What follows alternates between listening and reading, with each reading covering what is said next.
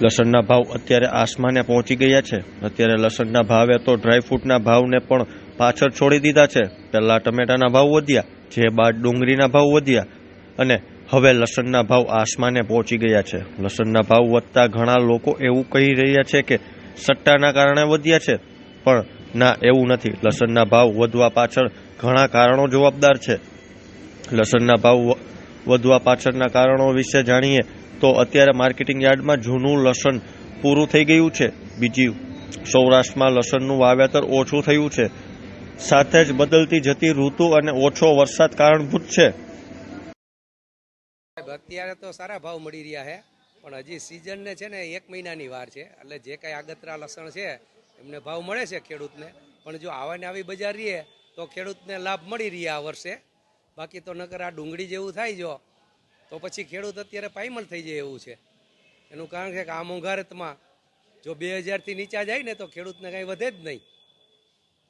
તો ભાવ સાહેબ 2500થી માંડીને 3500 4000 સુધી છે, પણ આ અછત થઈ છે ને એના હિસાબે ભાવ છે કે જે કાંઈ આ જોઈ, આ જીવન જરૂરિયાત વસ્તુ છે, જે કાંઈ જોઈ તો એ એટલી લેવી જ પડે એમ છે।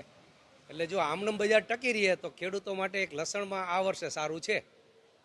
લસણની આવક આમ જુઓ તો 25-50 દાગીના છે, અને જૂનું લસણ જનરલી ખાવામાં યુઝ વધારે થતું હોય નવા લસણ કરતાં, શું કામે એ ફોલવામાં સરળ રહેતું હોય। અને જૂનું લસણ અટાણે મીડિયમ માલ 2500થી 3500-4000ના ભાવ છે, સારો માલ 4500થી 6500-7000 છે। અને જૂનું લસણ આ વર્ષે ખાલી થઈ ગયું એવો પહેલો ઇતિહાસ હશે કે જેથી કરીને આ ભાવનો વધારો થયો। નકર એપ્રિલ ને માર્ચમાં જૂનું લસણ આવતું, એની બદલે ફેબ્રુઆરીમાં હાવ ઝીરો થઈ ગયું છે। આ ભાવનો ઉછાળો એને કારણે અમે સમજી શકીએ છીએ। એ હવે મારી લાઈફમાં હું પહેલો ઇતિહાસ જોઉં છું કે ન ભૂતો ન ભવિષ્ય થઈ શકે, કારણ કે અત્યાર સુધીમાં ખેડૂતે જ્યારથી વાવતા શીખા ખેતી કરતા ત્યારથી અત્યાર સુધીમાં પહેલો ભાવ આવો જોવા મળશે।